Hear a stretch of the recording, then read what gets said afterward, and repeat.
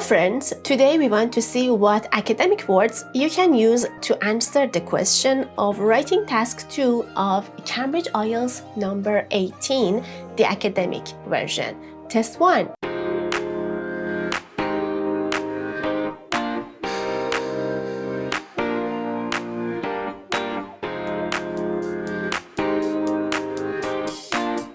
The question is, the most important aim of science should be to improve people's lives. To what extent do you agree or disagree with this statement? The purpose of this video is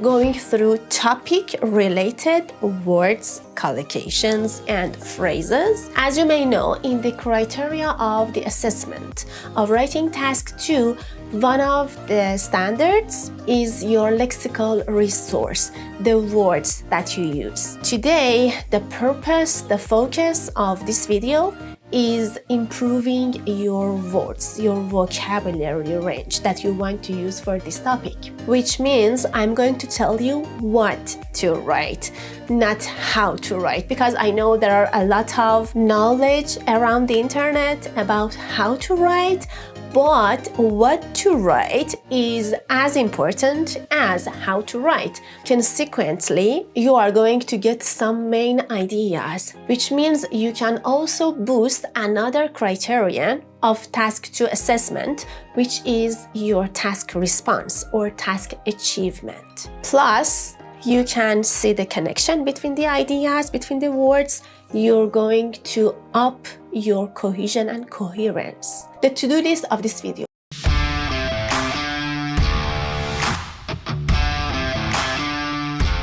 At first, we want to see the gist of the question, basically the keywords of the question. Afterwards, we want to see the general relative words that you can use for this question, for science and its aims. Then you're gonna see what you can write to express your agreement. After that, what you can write to express your disagreement.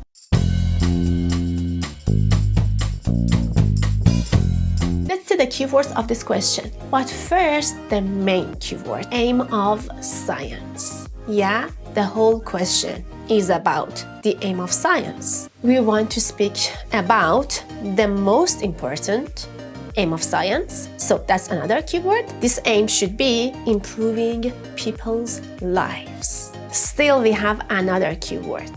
The word you have to write your own idea. You should say, this is my thinking, this is my belief. General relevant words. You can say, science has led to technological or scientific breakthroughs. This is a nice collocation. Breakthroughs can make a collocation with both technological and scientific. Also, you can use these two words with innovations, technological or scientific innovations. What's more, it has led to groundbreaking research or discoveries, or again, breakthroughs, innovations, these things. After mentioning one or two of these collocations, for instance, you can also say, we want to look at science, not with short-sightedness. Yeah? Because short-sightedness can be useful, beneficial sometimes, but most of the time we need to have far-sightedness or long-sightedness. I know many of these words were quite big and strange to you. Let me explain some of the meanings, some of the explanations to you. Breakthrough means important new discoveries. So it's an academic word. Instead of writing some important new discoveries, you can write some breakthroughs. As simple as that. Innovations mean new ideas or methods or inventions. So it includes a range of new topics, yeah? As a hint, let me tell you the word family of this word so you can use other words related to it in your sentences, and all of them again are going to make collocations with technological and scientific. Let me tell you how. The verb is innovate. Innovation itself is the noun. Innovative or innovatory is the adjective, and innovatively is the adverb. For instance, you can consider technologically with the verb innovate as a new, again, collocation. For example, you can say, due to science, humans have been innovating some new items technologically. They have become innovative. Yeah, or they have become technologically, scientifically innovative.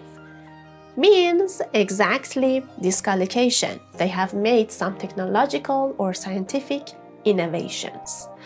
So maybe you want to use scientific in one of your sentences. The next time you can use scientifically with the verb or with the adjective. Groundbreaking means making big, huge changes. And then short-sightedness. Short-sightedness is used when the future possibilities aren't considered. So you are going to see just the short distances. That's quite sensible. Far-sightedness is the opposite of that. You are going to see the far distances. And long-sightedness is just the same as far-sightedness. However, it's more British. You can use that. No difference for your writing. Again, the word family of these words. Instead of using the noun, if in your sentence you see that the adjective is more suitable, you can use that. The adjective is short-sighted and the opposite is far-sighted or long-sighted. Also, the adverb, the same structure. Short-sightedly, the opposite, far-sightedly. Be careful. For the adverb of long-sighted, you may say in a long-sighted way because long-sightedly is not that much common as the adverb. It is not defined somehow in English. You may probably like to say, science has assisted humans to cope up or keep up with demand, to satisfy or fulfill requirements, to respond to supply and demand, and to have transformative or transformational ideas, experiences, or discoveries. Let's see the new words. Cope up or keep up with. Both of them mean satisfy or meet. So you satisfy a need, means you meet your demand. So science has helped us to satisfy and somehow provide our needs. Fulfill. There is a point about that. You can write fulfill with one L at the end or two L's at the end. No difference. Both of the spellings are correct. One L is the British version. The two L spelling is the American version. The noun for fulfill is fulfillment. Again, two spellings. Supply and demand. All the time we use both of them together in this meaning, means the provision for the needs and desires. And transformative or transformational is one of the highest level words. Both of them mean making big and positive changes. In order to say that you agree with the idea of the question, you can say science directly improves people's lives. For instance, you can say, with the discovery of genes, the science of genetics, and the discovery of DNA, it has improved people's lives directly. In addition, when humans discovered neurons with neuroscience, we have seen a lot of improvements. What's more, modern science has helped us a lot. Yeah, the whole bigger picture and holistic medicine. Let's see their meanings. Starting from genetics. This is the study of genes. Yeah, as you may have guessed. And the other words in its word family are geneticist, the person whose expertise is genetics, is a geneticist. Genetic is the adjective of that, and genetically is the adverb. For example, you can say genetically advanced new equipment. Neurons are making our nervous system, or you can say they are just our nerve cells. And neuroscience is the science of studying neurons. So the person who is specialized in this field is a neuroscientist. Modern medicine is the medicine based on science, modern science. And holistic medicine is the medical treatment of a whole person, not just a particular illness. So the doctor is going to look for other signs, other symptoms, other organs in the patient's body, not the part that is sick. You can express also this idea that owing to science, now human beings can establish or reach a diagnosis, or they can produce revolutionary drugs or medication. They can have life-saving medical treatments for all kinds of disease, even the previously chronic or incurable or acute diseases, or fatal or deadly diseases. New meanings. Diagnosis is when the doctor can know what is your disease using some equipment, some tools, some tests, these things. The verb is diagnose, and the doctor, whose specialty is to diagnose, would be a diagnostician. When you want to use the plural version of diagnosis, you have to delete the is and then put es, and the pronunciation would be diagnoses.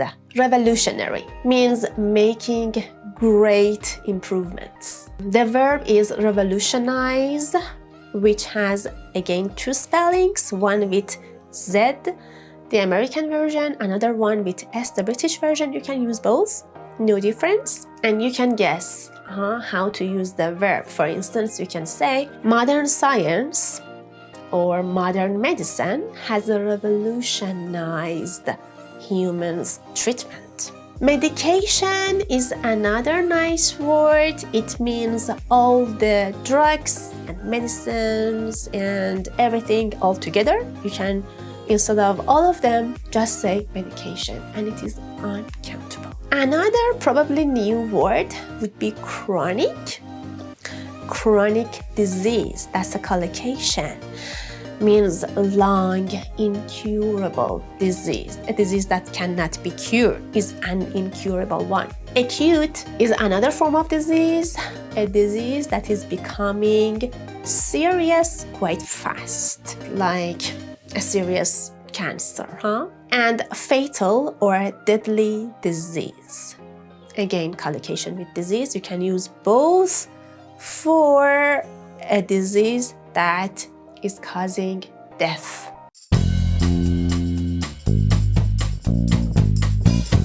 The interesting part, the disagreement part. Let's see. Science may sometimes be just for curiosity and interest.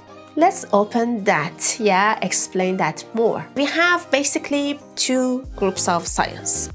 Pure or theoretical science versus applied science. For pure and theoretical science, for instance, we have mathematics, the arts, and, for instance, cosmology. So these are the parts that people are going to study to fulfill their curiosity or their interests. Science may sometimes be there just for human nature, for natural instinct. So people studying some sciences just to pursue their interests, to have well-rounded or sophisticated knowledge, to have inquisitive minds, or because that science arouses or piques their curiosity. Somebody's curiosity. Let's see the meanings of the new words. A bunch of nice, perfect, excellent words. Pure and theoretical mean abstract. Applied means practical. So practical science would be like the science that a person is using in laboratory. So actually they are mixing something in order, for example, to test your blood. That's quite applied and practical. You can see the usage in real world. But on the other hand, we have abstract sciences, pure theoretical sciences. The pure and theoretical sciences maybe are for human nature and natural instinct. Instinct, again, means nature. It means when you feel something inside yourself.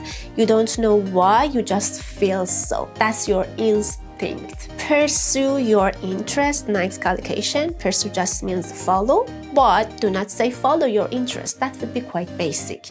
If you want to show your level as an upper intermediate student or an advanced learner, you have to say pursue your interest. Well-rounded and sophisticated, both of them detailed and complete. As you can imagine, well-rounded is like this.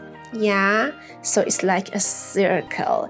It has all the details. So, you know, this, and this. That would make a well-rounded knowledge. Inquisitive means asking a lot of questions, different questions, in order to know more. And the noun of it is inquisitiveness. Another nice collocation. When something arouses or piques your curiosity, it means it has made you very, very curious. So you want to know what's there, what's happening. You can use these collocations in nice sentences. You can say, science sometimes is not for improving people's lives. It's just there for some people to pursue their interests because it has aroused their curiosity and now they want to fulfill their natural instinct. Yeah, they want to have well-rounded knowledge about something. That's why they would study mathematics or cosmology. Another nice part that can boost your cohesion and coherence. This even can lead to what we may consider as improving people's lives. How? Let's see. Even seemingly theoretical sciences may be practical as well. So those sciences are fostering or facilitating or stimulating great inventions. For instance, due to electronic signals, we made the first television. With having new materials, we have made environmentally friendly or sustainable batteries. With some NASA projects, humans have generated MRI scans. Or with the discovery of radioactivity, people, scientists, have made X-ray scanners. You can use one or two of these examples in your writing. Foster or facilitate or stimulate, all of them are just nicer forms of saying help to develop something. Electronic means using electricity. I guess somebody wanted to measure the electronic signals and made a piece of equipment for that, which then afterwards was used as the first television. Something like that happened and we started having televisions. New materials, for example, have been found in a kind of laboratory for pure chemistry, and then now we are using them for environmentally friendly or sustainable. Means not damaging the environment. Batteries. Radioactivity is used when a nuclear reaction happens. The adjective for that is radioactive, and the adverb is radioactively. For example, you can say a couple of new methods to have radioactive material led to having X-ray scanners nowadays. That was it. I hope it was useful to you. Let me know, and I'm gonna see you in the next video with another topic of IELTS writing task 2 question.